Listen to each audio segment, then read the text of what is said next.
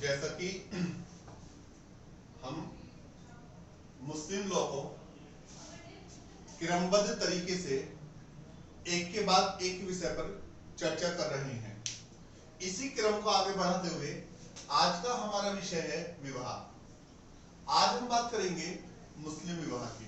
तो मुस्लिम विवाह की जब हम बात करेंगे तो हम दो चीजों को जानने की कोशिश करेंगे। एक तो ये जानने की कोशिश करेंगे कि विवाह का अर्थ क्या है, और जब विवाह के अर्थ को जानेंगे तो विवाह का हम शाब्दिक अर्थ भी जानेंगे और विवाह का वैदिक अर्थ भी जानेंगे।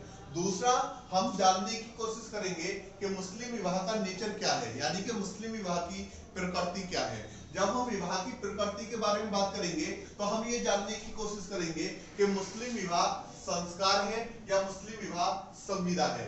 आज हम इस विषय को समझेंगे कि मुस्लिम विवाह जो है वो संस्कार नहीं है, और कल का जो हमारा विषय होगा, कल का विषय होगा कि क्या मुस्लिम विवाह एक संविदा है।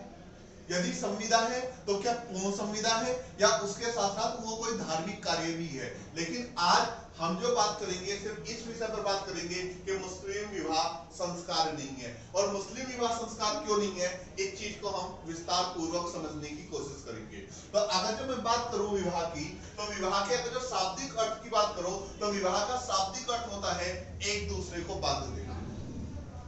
आज हम विवाह के अर्थ की बात कर रहे हैं, तो सबसे पहले हम जानने की कोशिश करेंगे विवाह के शाब्दिक अर्थ की, कि विवाह का मैरिज का जो है लिटरली मीनिंग क्या है। तो अगर जो विवाह के शाब्दिक अर्थ की बात करें तो विवाह का शाब्दिक अर्थ होता है एक दूसरे को बांध देना। लेकिन वहीं अगर जो हम विवाह के विधिक अर्थ की बात करें तो विवाह का विधिक अर्थ होता है वर वधु द्वारा विधि पूर्वक एक दूसरे को पति पत्नी के रूप में स्वीकार कर लेना। यानी कि विवाह का विधिक अर्थ है कि वर वधु द्वारा एक दूसरे को विधिक रूप से विधि पूर्वक एक दूसरे को पति पत्नी के रूप में स्वीकार कर लेना। वहीं विवाह का शाब्दिक अर्थ होता है एक दूसरे को बांध देना। और अगर जो हम बात करें विवाह के विधिक अर्थ की, तो विवाह का विधिक अर्थ होता है वर वधु द्वारा विधि पूर्वक एक दूसरे को पति पत्नी के रूप में स्वीकार कर लेना।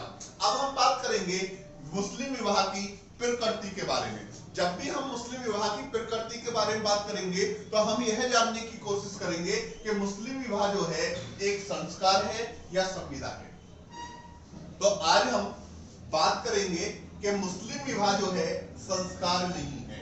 जब भी विवाह की प्रकृति का जिक्र होगा, जब भी विवाह की प्रकृति के बारे में चर्चा की जाएगी, तो साधारणतः हमारा आशय जो है ये जानना होता है कि मुस्लिम जो विवाह है वो क्या एक संस्कार है या एक संविदा है। तो आज जो हम बात कर रहे हैं, आज हम बात कर रहे हैं कि मुस्लिम विवाह जो है वो संस्कार नहीं है।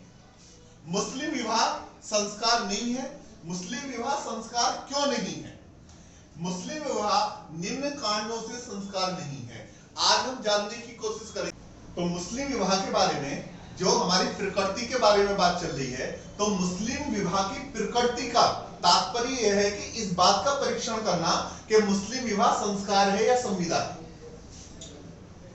दोबारा मैं बता रहा हूं कि मुस्लिम विवाह की प्रकृति का तात्पर्य यह है कि इस बात का परीक्षण करना कि मुस्लिम विवाह जो है एक संस्कार है या संविदा है। तो आज हम बात कर रहे हैं कि मुस्लिम विवाह संस्कार नहीं है। मुस्लिम विवाह संस्कार नहीं है। मुस्लिम विवाह संस्कार क्यों नहीं है?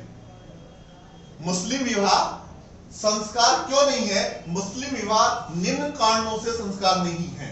ये कारण है जो बताते हैं कि मुस्लिम विवाह जो है संस्कार नहीं है। आज हम एक एक कारण पर विस्तार पूर्वक चर्चा करेंगे। सबसे पहली बात, अगर जो हम बात करें उत्पत्ति की, कि जो संस्कारवान या संस्कारात्मक विवाह होता है उसकी उत्पत्ति दान से शुरू होती है। उसकी उत्पत्ति जो है दान से शुरू होती है। संस्कारात्मक विवाह की उत्पत्ति जो होती है वो दान से शुरू होती है। मुस्लिम और दान से कैसे होती है कि वर या वर के संरक्षक द्वारा कन्या के वर या उसके संरक्षक की इस इच्छा को स्वीकार किया जाता है कि हम कन्या का दान कर रहे हैं। जाके वहीं हम अगर जो बात करें मुस्लिम विवाह की, तो मुस्लिम विवाह में जो है कन्या का दान नहीं होता है। यानी कि मुस्लिम विवाह जो है दान से शुरू नहीं होता, बल्कि मुस्लिम विवाह इजाब से यानी कि प्रस्ताव से, स्वीकृति से, मेहर से इत्यादि चीजों से शुरू होता है। वहीं अगर जो हम विषय वस्तु की बात करें तो संस्कारात्मक विवाह में जो विवाह की विषय वस्तु जो होती है, जो कन्या होती है, वो दान का विषय होती है, जबकि मुस्लिम विवाह में जो कन्या है वो दान का विवाह नहीं होती। वहीं अगर जो हम बात करें संस्कारात्मक विवाह में विधवा विवाह की कल्पना भी नहीं की जा सकती। संस्कारात्मक विवाह में विधवा विवाह की कल्पना भी नहीं की जा सकती। लेकिन वहीं अगर जो हम बात करें मुस्लिम विवाह की, तो मुस्लिम विधि की अगर जो हम बात करें तो मुस्लिम विधि में विधवा विवाह कभी भी वर्जित नहीं था और ना ही आज वर्जित है। मुस्लिम विधि के अंतर्गत विधवा विवाह हो सकता है, इसलिए मुस्लिम विवाह संस्कार नहीं है।